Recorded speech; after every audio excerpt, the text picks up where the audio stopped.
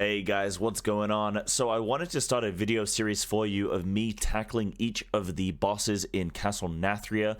I have so far done 7 out of 10 on Heroic. So I wanted to just kind of break down what I'm playing, what was my thought process going into these.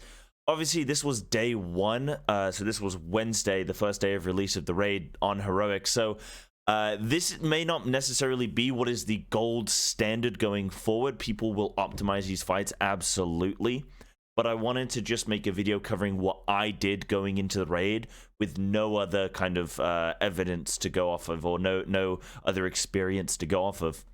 So we're starting out with Shriekwing. Obviously, that is the first boss of the raid. There are going to be a few mechanics that we have to look out for here, but it's more or less dodge the frontal, dodge the discs, and then stack with the group and hide behind a pillar when the boss is doing its long ear-splitting shriek cast, right? So mechanically, it's not too intense.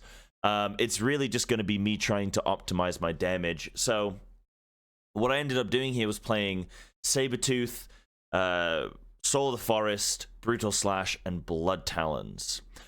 Brutal Slash is going to work very effectively here for generating my Blood Talons because it's low energy, right? It's way lower energy than a Shred, and I don't want to be thrashing on single target because I'm not using Taste for Blood, right?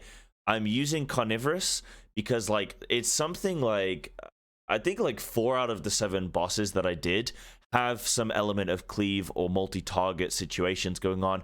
So I thought just having Carnivorous, proccing Predators, these sorts of things, like, I'm going to benefit from pretty much half these bosses that I do anyway, so I may as well be optimized for that half, and then I don't have to keep swapping back and forth and whatnot. So I'm not actually going to be thrashing single target, though Taste for Blood is definitely a single target increase and will benefit you more in the raid than Carnivorous Instinct will. But apart from that, I'm playing Night Fae. You know how it goes. Let's get into it. So I'm just going to immediately rake, Shred, and Brutal Slash. I know some people try and Brutal Slash before you pull the boss, but I really seeps to do that. It's just not like, maybe I'll do that later down the line and I'll get into that. But basically what I do here is I rake, I Shred, and I Brutal Slash. I then keep Brutal Slashing until I hit 5 combo points because, again, it's the lowest energy required. I then hit 5 combo points, I Berserk, I Tiger's Fury, I Rip. What this does is it gets my Rip up on the target very quickly. It restores 2 combo points from having procced Berserk when I'm using my Rip finisher, and it's also snapshotting my Rip with Tiger's Fury and with Blood Talons. So far, we're looking good. Now, I'm going to hold my Convoke.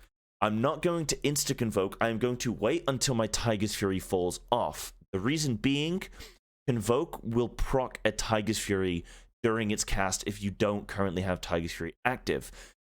So I'm going to have 10 seconds of Tiger's Fury.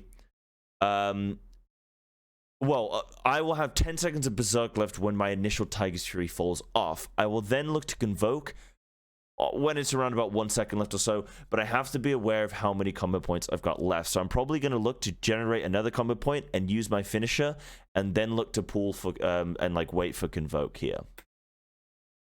So we do this, we get our Ferocious Bite. I actually make a misplay there because I'm delaying my Convoke and I could have just used it. I didn't want to use it on like 2 or 3 combo points I think I was on there. So I end up kind of wasting some Berserk up time.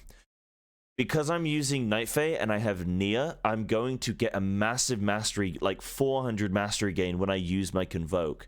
So if I'd used my Convoke earlier when Berserk still had about 12 seconds left, then I would have still generated my Blood Talon, my Tiger's Fury.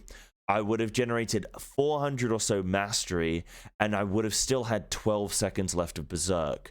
So I did definitely misplay on this boss initially with my opening rotation, and I could definitely have burst for more. I mean, I'm not even on the meters here in terms of my burst, but what this play does is it elongates my burst play. So I should have more damage overall. Anyway, we want to dodge that blind swipe there. That's going to be a random target that the boss will target, and it will do a swipe in their direction. We then dodge this Echoing Screech, which is going to spit out a bunch of orbs continuously. In general, on this boss, we don't want to be in front of it. We don't want to be facing towards the range camp. We want to be in our separate melee camp here on the side of the boss. Now the boss is going to do its ear-splitting shriek here that's coming in. So we want to hide by the end of this cast. You'll notice I'm being cheeky and I stay out for a little bit, make sure I've got my bleeds up, make sure I'm not capped on energy, and then I look to hide away to get some additional uptime on the boss. I then again avoid that swipe there, and then we're just continuing our rotation. I'm trying to use my Break, Shred, and Brutal Slash to be proccing my Blood Talons. I'm trying not to thrash if I can avoid it, though if I do make a mistake, I am thrashing as my emergency button. If you are using Taste for Blood again, use thrash on single target anyway, so you've got plenty of options. I would just say, be careful with your pooling if you're playing with Blood Talons, because you want to make sure that you're pooling efficiently so you can do your 3 abilities in quick succession. Here I go. I'm probably going to refresh the rake. I don't quite manage to get it, but that's okay. I Tiger Dash behind the pillar to hide away with this ear-splitting shriek. Now, during this Blood Shroud here, you can still attack the boss. I choose, because I'm with pieces and I'm raiding during one of their splits, I very much just don't want to make a mistake, so I try not to be cheeky with it, and I just move behind the pillar, make sure I'm safe, make sure I'm okay. And then it's just all about, you know, we take that gateway there succinctly as a team, and then we look to just dodge these echoing orbs that are moving around, and we want to just dodge those as best we can. I do end up getting hit here, but it's okay, because it just stuns me, but I'm covered. I'm hidden from the boss. I'm out of line of sight, so I'm fine. Unfortunately, somebody in our group there was not out of line of sight, so we end up getting hit with the pool there. Then we transition. Cannot DPS the boss during that phase, so there's no point even trying. We come back into this phase here. I had 4 combo points. I regenerate my Blood Talons, and then I refresh my rip with a Tiger's Fury. I can't remember here if I end up saving my Convoke for the new Blood Berserk. I think I do. So this is literally, we're just shredding, Brutal Slash, and raking, generating our Blood Talons when we can.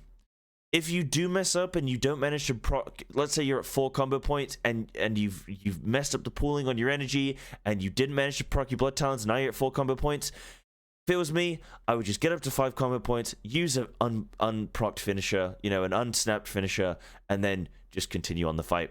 But here we see I end up doing my Berserk and Convoke rotation there. So I did manage to do that one, I think, quite a bit better. So I managed to have my my second Tiger's Fury fell off before my Berserk did. So there we are. We're looking good. So I managed to line up during this boss kill, we managed to line up my Berserk with Convoke at the beginning of the fight, and again towards the end of this fight here. Because the way that the fight works, I know that you could say, oh, well, maybe if I'm cheeky and like I use my Convoke, I can use 1 Convoke before my Berserk comes up, and then I can hold my Berserk, whatever.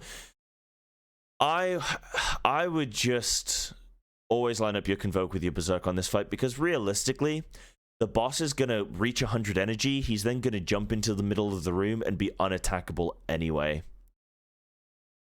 So you may as well sync up your cooldowns. Now you can see my damage here. I'm doing pretty well. I'm 4th on the DPS meter. This is looking pretty good. I do have a legendary. Some of these guys won't have their legendary here, so I am, you know, like I do have that advantage. But we're looking pretty good on damage. Feral's looking pretty solid on single target. Again, we're just avoiding these orbs here, and then we're just.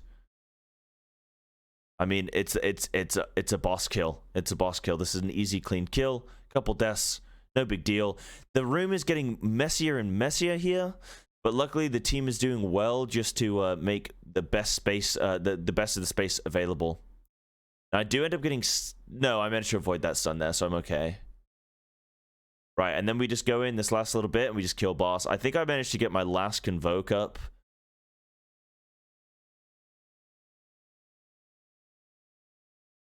Just before the boss dies, but that's pretty much it. We're really tight on space here. I probably should be positioned on the tank, but that's okay. And there we go, and there's my reward. I get a cape. Anyway, I hope you liked this video. If you guys want to see more, definitely subscribe to the channel, give it a like, and follow, and look out for more videos. See you for the next one.